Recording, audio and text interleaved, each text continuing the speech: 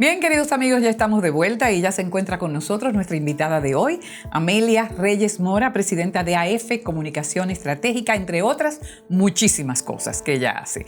Así que le damos la bienvenida con un gran placer de poder compartir contigo pues todas estas cosas que estás haciendo en este momento.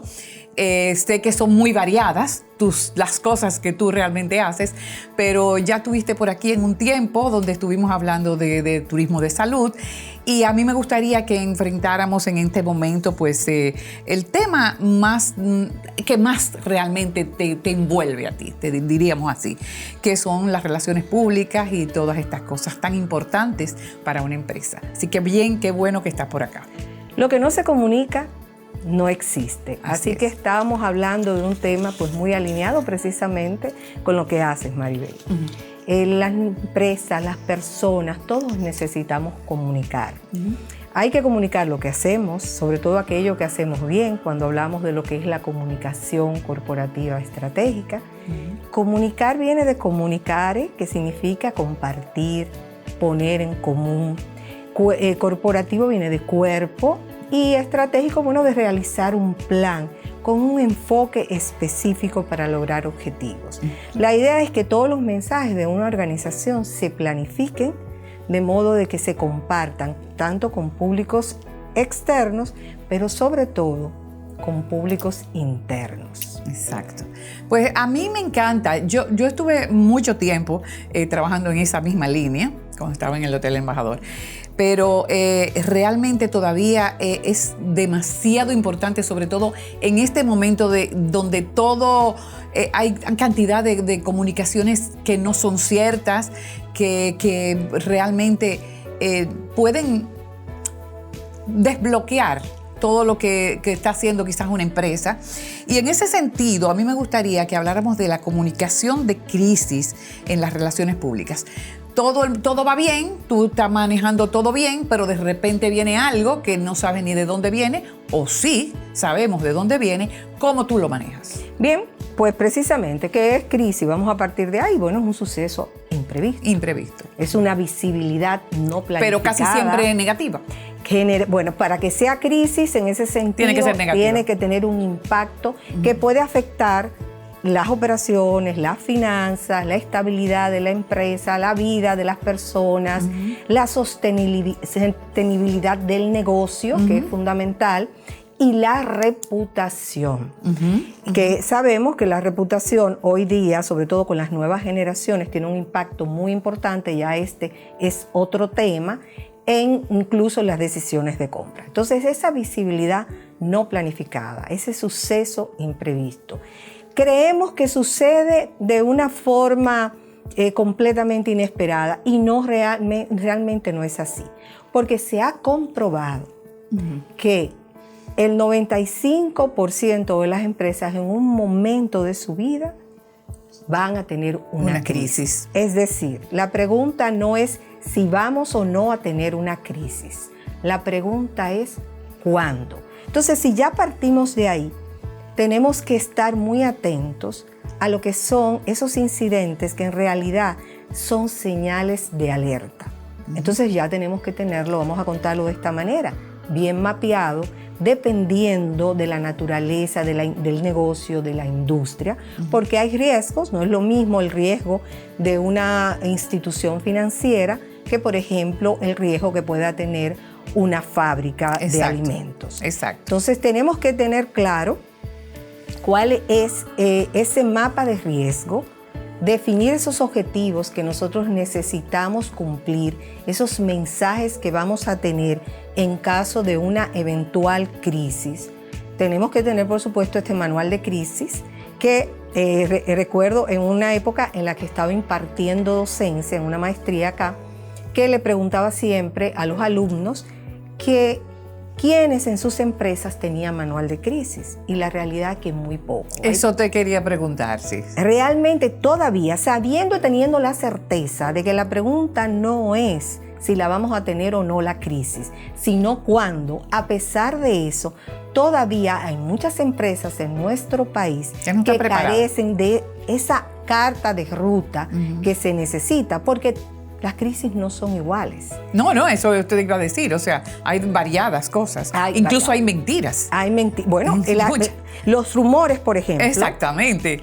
Que son una de las alertas y que nosotros tenemos que estar atentos, porque eso puede eventualmente desencadenar una crisis que llegue a los medios de comunicación.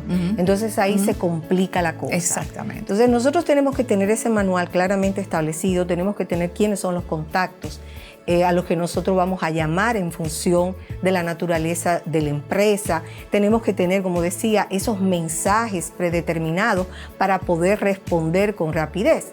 Pero sobre todo tenemos que tener una disciplina, porque vamos a partir. El objetivo de una crisis, de una gestión de comunicación de crisis, es, pues, si podemos evitar detener o por lo menos reducir el impacto que pueda tener la crisis y volver a la normalidad lo más rápido posible. Pero para eso nosotros tenemos que actuar a tiempo. Generalmente se hablaba de que las primeras 4, 8, 12 horas cuando sucede, se desata y se declara una crisis eran fundamentales. Hoy día yo creo que eso casi son minutos con el tema de las redes sociales, que es otro actor que tenemos que tener muy en cuenta. Entonces, tenemos que responder a estas clásicas preguntas. Yo creo que la comunicación es de sentido común. Sin embargo, parece mentira que siendo de sentido común, vemos historias de crisis, tanto locales como internacionales, manejadas muy deficientemente. ¿Qué pasó? ¿Cómo pasó? ¿Cuándo pasó? ¿Por qué pasó?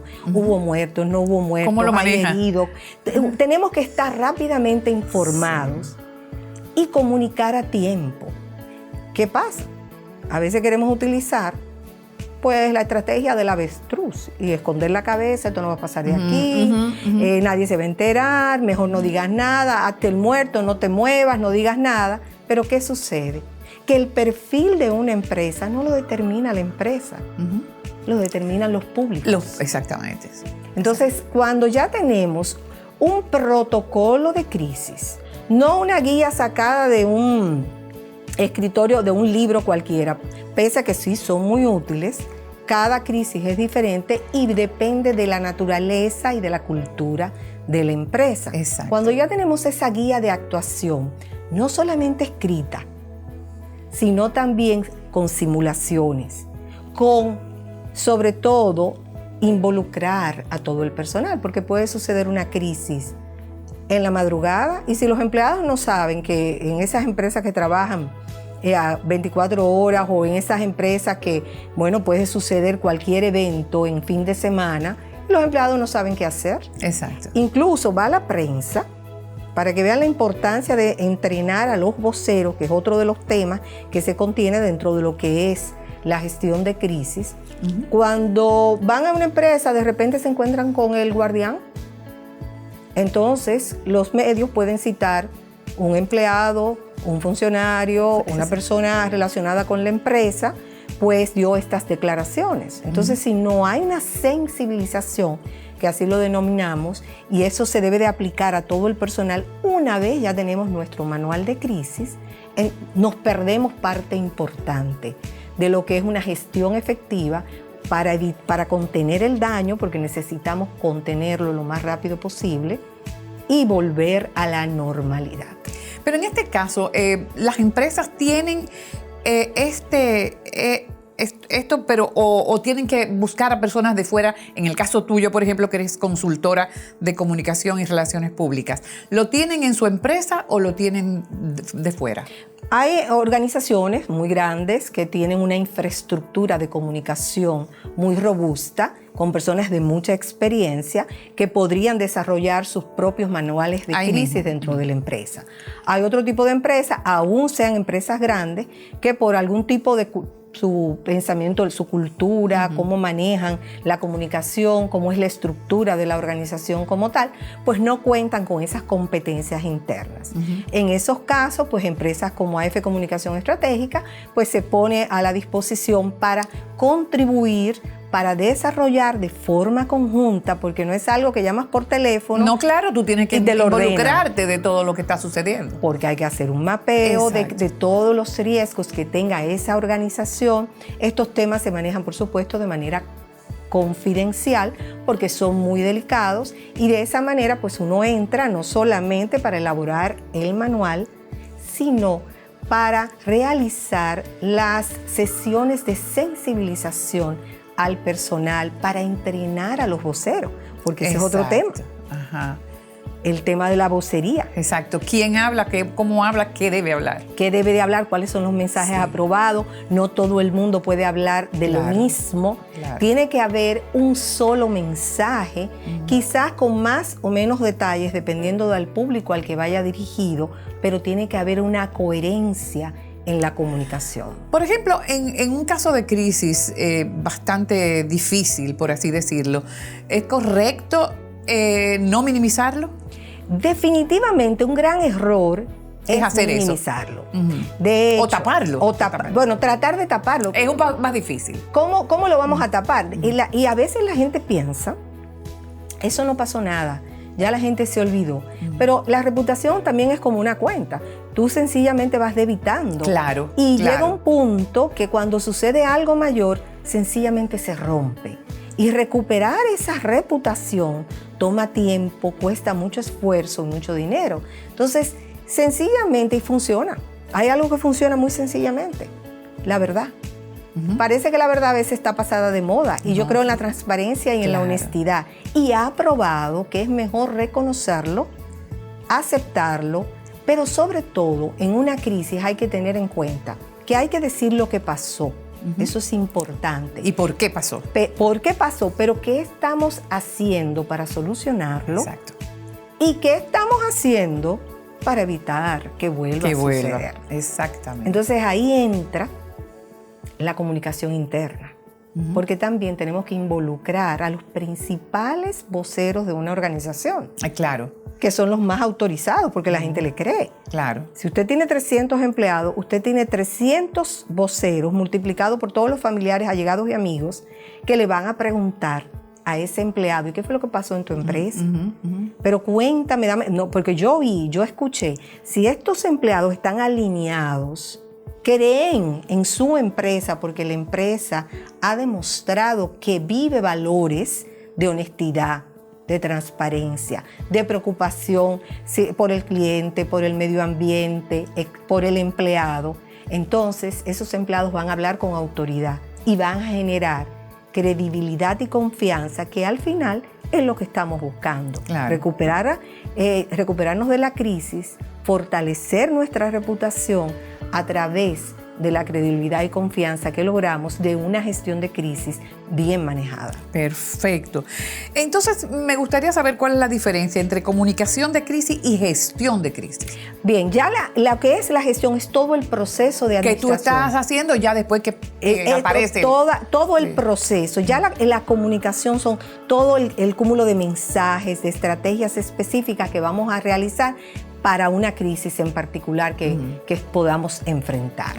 Ya la parte de gestión incluye desde, por supuesto, de todos los pasos que tenemos que agotar en el momento que nosotros vamos a tener que enfrentar una situación indeseada. Esto por ejemplo, ahora mismo, de todo lo que se habla, de estas crisis que tratan de taparlas, de decir lo contrario, de que eso no es así. ¿Cómo se maneja? Se maneja por ejemplo, con una empresa como la tuya, que es específica para eso, aunque tú dices que en algunos casos hay empresas que tienen su propio esquema de... Vamos a separar. Una cosa es elaborar un manual. Un manual ya está ahí, pero cuando pasa la crisis... Siempre se recomienda, y es natural, que sea afuera. Que se maneje de manera conjunta. ¿Por qué? Entre otras cosas, además de la experiencia, uno no vive una crisis de una empresa, uno vive crisis de varias empresas a lo largo de su proceso de asesoría a través de los años, y eso le genera pues un aprendizaje y una seguridad y una serie de contactos que facilitan las cosas, pero sobre todo nos da más objetividad, más ecuanimidad. De hecho, lo primero que nosotros recomendamos en medio de una crisis, nos ha sucedido, crisis muy delicadas. Vamos a mantener la calma, tengamos la certeza de que no es ni la primera ni la última que va a pasar por una situación como esta. Lo que tenemos que asegurarnos de hacer las cosas de forma correcta para poderla enfrentar de manera efectiva. Pero si todos nos ponemos nerviosos, si todo el mundo empieza a hablar, si la gente se molesta, si se empiezan a tirar la culpa, fuiste tú, fue porque operaciones no hizo, fue porque el área de marketing, porque servicio al cliente no lo manejó bien, si empezamos a echarnos la culpa internamente, Casa Vida se destruye a sí misma. Entonces lo primero, un rol muy sencillo, es la ecuanimidad. Lo primero que tenemos que hacer es estar ecuánime, calmado, pensar. ¿Y qué nos ayuda mucho a eso? Cuando tenemos una guía de actuación previa, cuando nosotros hemos sensibilizado a nuestro personal, cuando ya nosotros hemos socializado estos escenarios. Entonces eso nos permite actuar con mayor celeridad, pero también con mayor efectividad y ecuanimidad. En el caso de que te llamen para una crisis, muchas personas podrían pensar que no te dicen toda la verdad. ¿Cómo funcionas tú en ese sentido? Es una muy buena observación. Eso es como ir al médico. Imagínense que uno vaya al médico y no le... bueno, eso pasa mucho, hablando de turismo de salud. En la cirugía plástica, recientemente estaba en un programa con varios cirujanos plásticos y mencionaba situaciones que ocultaban los pacientes. Exacto. Y luego tenían eventos en la sala de cirugía. Exactamente. Al punto tal que por eso muchos exigen que se hagan en lugares determinados todos los exámenes. Exacto. Pasa exactamente lo mismo. Evidentemente también, si es necesario, se firma un acuerdo de total confidencialidad. De eso vivimos. Imagínese usted, si andamos contando, a veces nos preguntan, háblame de casos específicos de crisis. Digo yo, bueno, yo no creo que a los clientes les interese mucho que yo les dé los detalles. Claro. ¿No? Mejor buscamos de esta de libros. Pero la realidad es que sí, sucede. Pero ya uno va teniendo el olfato. Y se va dando cuenta. Y hay que hacer preguntas, muchas preguntas. Hasta que llega un punto pues, que la gente definitivamente sabe que tiene que abrirse. Que es la única manera de poder ayudarlos. Exactamente. Porque no hay nada oculto. Entonces eso entra dentro de los riesgos. Yo tengo que saber qué puede suceder, qué eventualidad adicional puede generarme una crisis mayor. Entonces yo tengo que estar preparada para eso.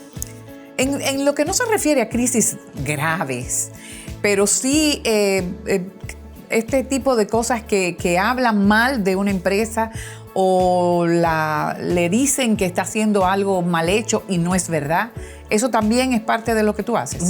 Sí, pero vamos a entrar que antes. No es una cosa enorme, sino no es verdad, pero puede parecer verdad para los demás. Pues hay que tenerlo en cuenta, y eso lo quiero poner, así como tenemos que tener un manual de crisis, tenemos que también fortalecer nuestra cuenta de reputación. Exactamente. Y eso se hace antes. Exacto. Porque si alguien dice que Maribel dijo o hizo, yo voy a decir no, yo conozco a Maribel.